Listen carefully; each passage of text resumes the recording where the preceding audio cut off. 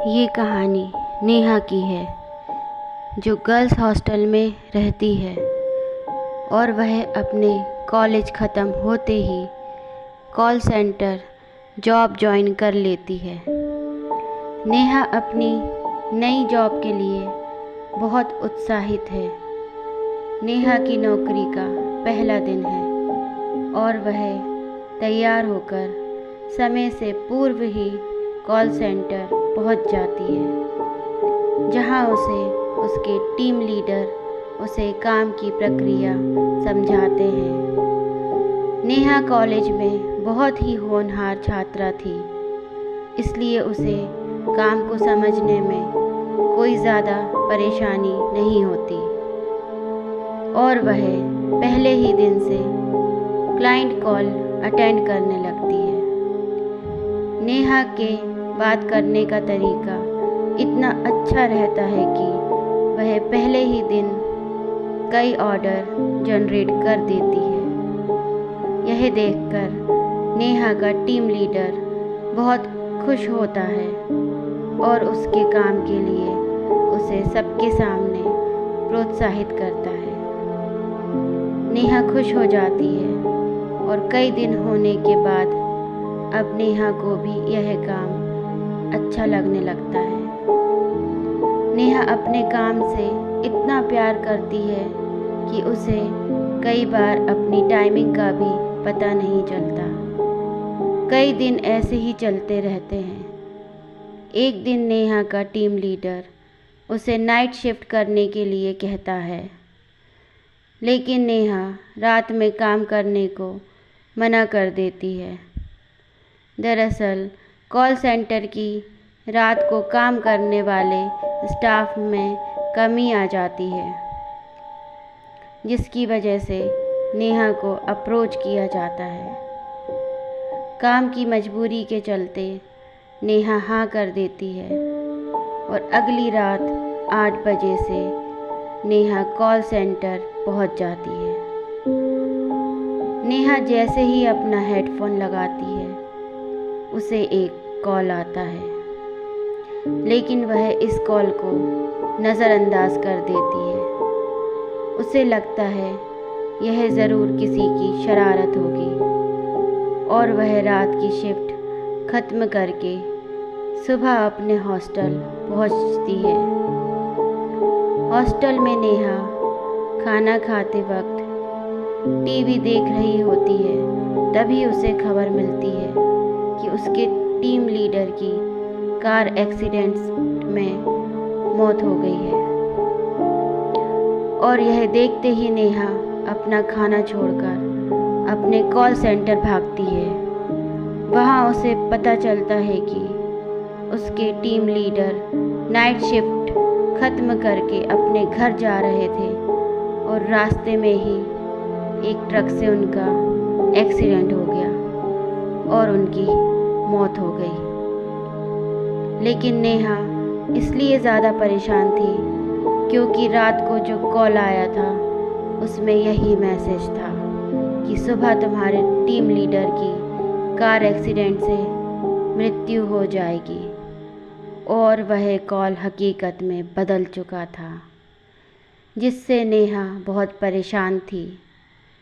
वह सभी को यह बात बताना चाहती थी, लेकिन उसे अच्छे से पता है कि कोई उसकी बात का यकीन नहीं करेगा। नेहा पता करना चाहती है कि वह कॉल किसने किया था, इसलिए वह अपने एडमिनिस्ट्रेशन में जाकर कॉल डिटेल पता करती है। लेकिन जिस समय नेहा को कॉल आया था, उस समय का कोई भी रिकॉर्ड मौजूद नहीं होता। इसका मतलब उस समय किसी क्लाइंट का कॉल नेहा को नहीं आया था। नेहा इस बात पर यकीन ही नहीं कर पा रही थी कि उस कॉल की वजह से ही उसके टीम लीडर की मौत हुई और वह परेशान होकर अपने हॉस्टल वापस लौट जाती है। सारा दिन परेशानी झेलने के बाद वह अपनी नाइट शिफ्ट के लिए तैयार होती है और कॉल सेंटर पहुंच जाती है। यहाँ उसके सहकर्मी पहले से ही काम कर रहे होते हैं और टीम लीडर के स्थान पर एक नए व्यक्ति को नियुक्त किया जाता है। नेहा जाते ही नए टीम लीडर से परिचय करती है और उसके बाद क्लाइंट कॉल अटेंड करने में लग जाती है। देखते ही देखते 12 बज जाते हैं और फिर उसे उसी तरह का एक और कॉल आता है और उसमें बताया जाता है कि आज रात 2 बजे कॉल सेंटर के सर्वर रूम में आग लग जाएगी, जिससे कॉल सेंटर का सारा क्लाइंट डाटा बर्बाद हो जाएगा और इससे कंपनी को बहुत नुकसान होगा। लेकिन नेहा इस बार इस बात को हल्के में नहीं लेती और अपने नए टीम लीडर से जाकर सारी बात बता देती है और वह भी नेहा की बात पर भरोसा करते हुए सर्वर रूम का परीक्षण करता है।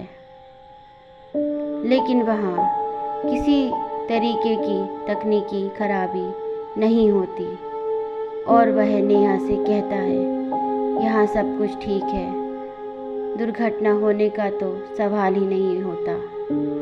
ज़रूर तुम्हें फर्जी कॉल आया होगा, तुम अपना काम करो। इन सब बातों पर ध्यान मत दो। कॉल सेंटर में स्पैम कॉल आम बात है और नेहा वापस कॉल अटेंड करने में लग जाती है। कुछ समय बाद जैसे ही 2 बजते हैं, सर्वर रूम में एक छोटा सा धमाका होता है और काम कर रहे सभी लोग भागते हुए वहां पहुंचते हैं और देखते ही देखते सारे कमरे में आग लग जाती है। टीम लीडर सभी से आग बुझाने को कहते हैं।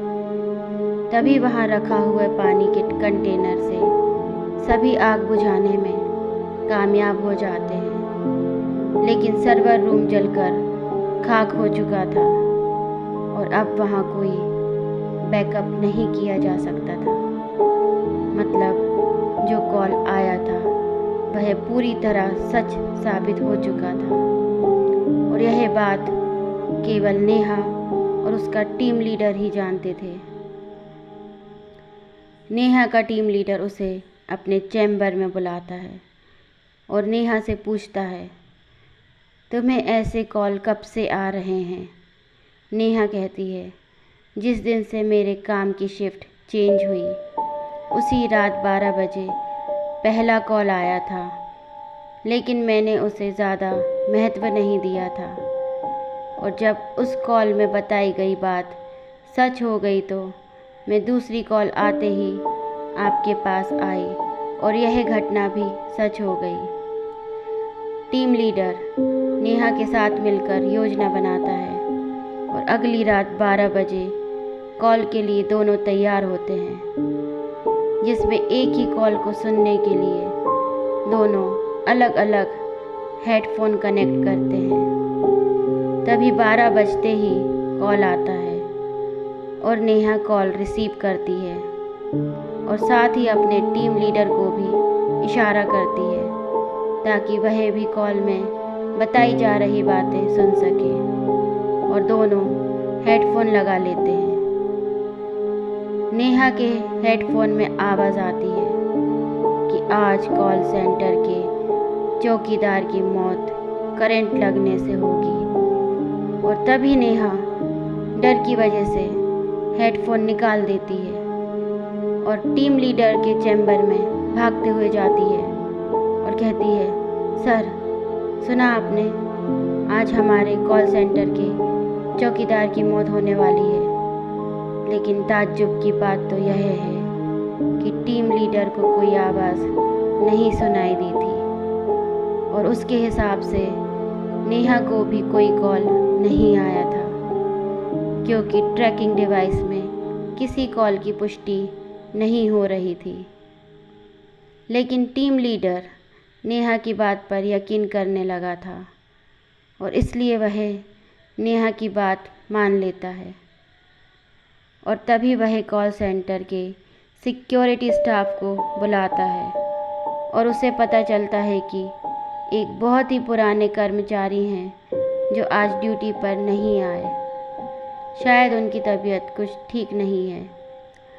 टीम लीडर आए हुए सुरक्षाकर्मियों को केवल आज की रात इलेक्ट्रॉनिक सेटअप से दूर रहने का ऑर्डर देता है ताकि कोई करंट से ना मारा जाए।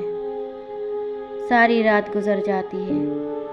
नेहा की जान में जान आती है और वह टीम लीडर से कहती है, सर, हमने अपने सुरक्षाकर्मियों को बचा लिया। लेकिन तभी टीम लीडर के मोबाइल पर मैसेज आता है। आज रात को वह सुरक्षाकर्मी करंट लगने से मर गया जिसने छुट्टी ले रखी थी। टीम लीडर परेशान हो जाता है और नेहा से कहता है, हमें इन हत्याओं का कारण जानना होगा क्योंकि हमारे कॉल सेंटर में लगातार यह हादसे हो रहे हैं और सिर्फ तुम्हें ही इसकी जानकारी क्यों मिल रही है। तभी दोनों कॉल सेंटर का इतिहास जानने की कोशिश करते हैं और पुराने कर्मचारियों से संपर्क बनाते हैं।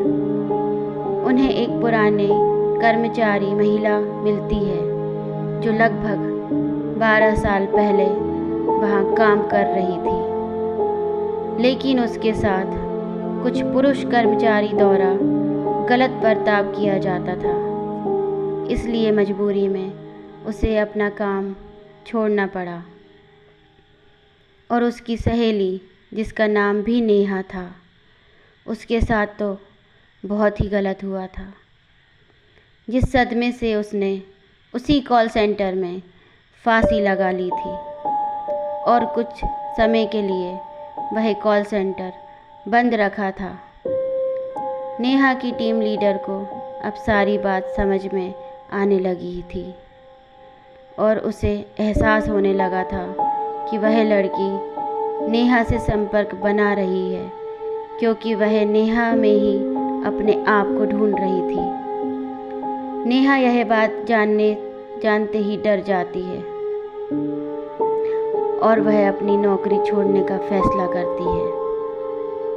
लेकिन टीम लीडर उसे मनाने की कोशिश करता है और कहता है, तुम ही हो जो उससे संपर्क बना सकती हो और यदि तुम चली गई तो ये हादसे हमेशा होते रहेंगे और हमें पता भी नहीं चलेगा। ज़रा सोचो, कितने निर्दोष लोगों की जान बच सकती है।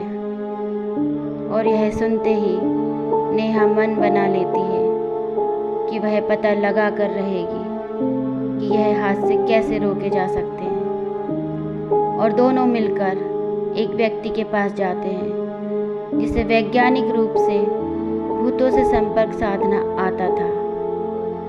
वहां जाकर उस व्यक्ति से उन्हें पता चलता है कि जब तक उसका बदला शांत नहीं होगा वह ऐसे ही हत्या करती रहेगी। लेकिन यदि हम उसकी आत्मा का संपर्क कॉल सेंटर से अलग करने में कामयाब हो जाएं तो हादसे रोके जा सकते हैं।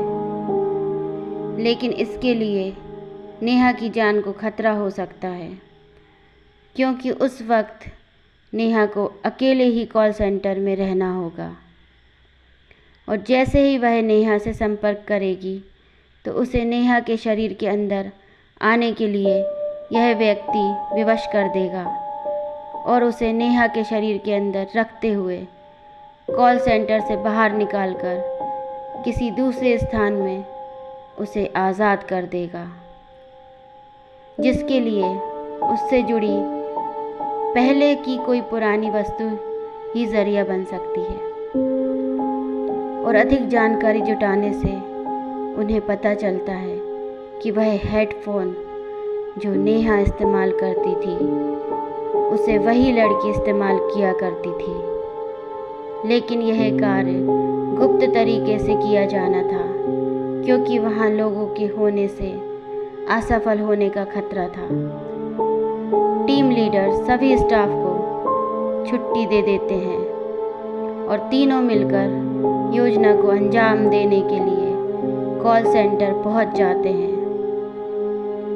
रात 12 बजते ही हमेशा की तरह कॉल आता है और योजना के अनुसार वैज्ञानिक उस आत्मा को तकनीकी प्रक्रिया के तहत नेहा के शरीर में उसे प्रवेश करवा देता है और नेहा बहुत अजीब सा बर्ताव करने लगती है। उसे संभालना मुश्किल हो जाता है। तभी दोनों नेहा को रस्सी के सहारे बांधकर कार तक ले जाते हैं और एक सुनसान जगह पर, धार्मिक स्थल पर उसे आज़ाद करने की तकनीकी प्रक्रिया करते हैं। कुछ ही घंटों बाद नेहा को होश आ जाता है। टीम लीडर यह देखकर बहुत खुश होता है क्योंकि उन्होंने खतरा उठाते हुए इतना बड़ा काम कर लिया था और बहुत से बेकसूर लोगों को मरने से बचा लिया था। इस हादसे ने नेहा को झंझोर के रख दिया, इसलिए वह अपनी नौकरी छोड़ देती है और अपने गांव वापस चली जाती है। इस घटना के बाद कुछ दिनों के लिए कॉल सेंटर में नाइट शिफ्ट बंद कर दी जाती है। इस घटना के कुछ दिन बीते ही थे कि अचानक 12 बजे फिर कॉल सेंटर में कॉल आता है, जबकि सारा सिस्टम बंद किया जा चुका था, लेकिन फ़ोन की घंटी बजती रहती है।